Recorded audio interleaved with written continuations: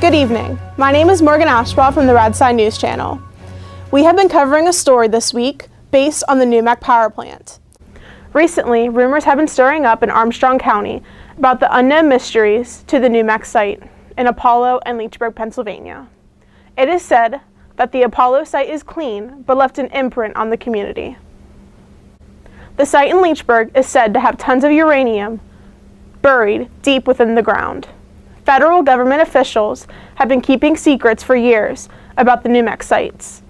Our newscasters put up a team to try to resolve some of the mysteries that have never been answered before. We hope you enjoy our story. Hi, this is Amber coming to you live from the NUMEC power plant here in Apollo, Pennsylvania. The NUMEC uranium plant in Apollo, PA was a two-story, 50,000 square foot building. The plant processed tons of uranium in its lifetime, reaching a peak of more than 700 metric tons in 1973. And as you can see right behind us, the rubble of the remain of the NUMEC building that was torn down in the early 1900s. One of the founders of NUMEC was in 1957 was Zelman Shapiro, who was born in 1920 and passed away in 2016. He was the one that helped design of the first nuclear submarine when it resigned in 1970. Controversy, he oversaw the division of weapon-grade uranium sent to Mossad's nuclear program. In 1965, the AEC, who's the Atomic Energy Commission, investigated NUMEC and found that the inventory of uranium disclosed had a significant shortage of uranium. The AEC confirmed that 178 kilograms of uranium was not accounted for. This ingredient is found in fueled in atomic bombs.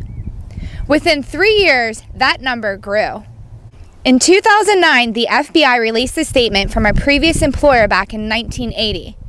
He stated he encountered a man that was armed on the uranium plant's loading dock. He seen canisters of highly enriched uranium that wasn't seen before. He also noted these materials were heading to the ship bound to Mossad. He was told to keep his mouth shut on what he had seen. As you can see behind me is the Kiski River. It is to be said that when NUMEC was up and running, that there was thousands and tons of fish that were seen dead, mainly due to radiation exposure. Now let's head to Destiny's story. Thank you, Amber. Hi, I'm Destiny from the Apollo, PA NUMEC site. In 1960s to 1970s, NUMEC was so contaminated, health and safety techs had to strip and scrub their bodies for hours. The clothes that they wore were bagged and buried at the nuclear waste dump in Leechburg, PA. Work conditions were dangerous, but workers didn't meet standard requirements due to lack of radiation education.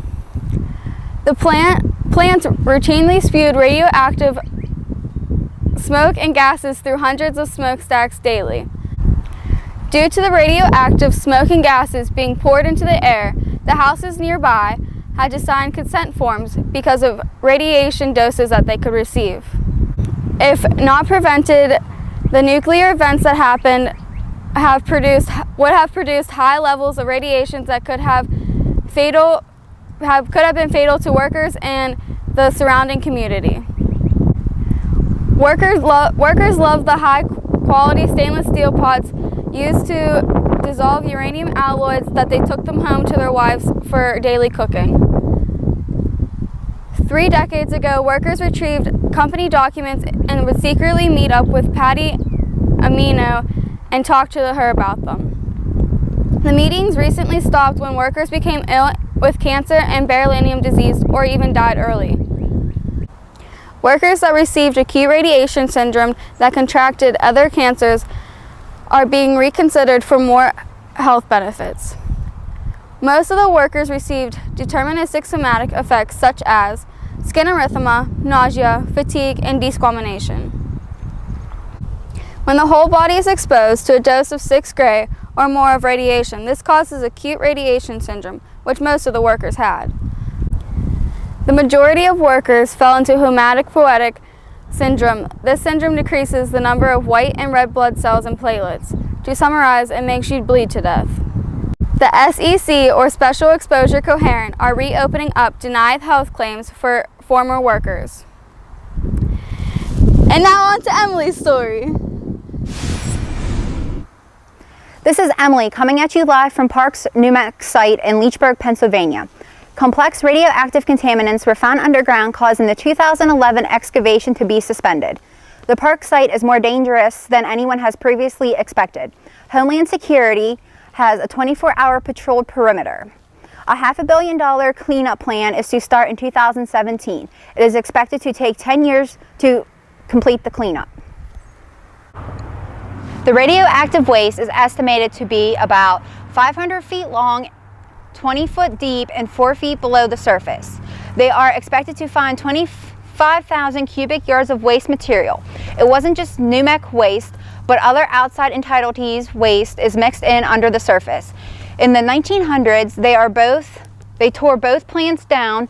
No one ever explained the hazards of uranium to the staff. You can't smell or taste it. Quality controls were poorly enforced or non-existent.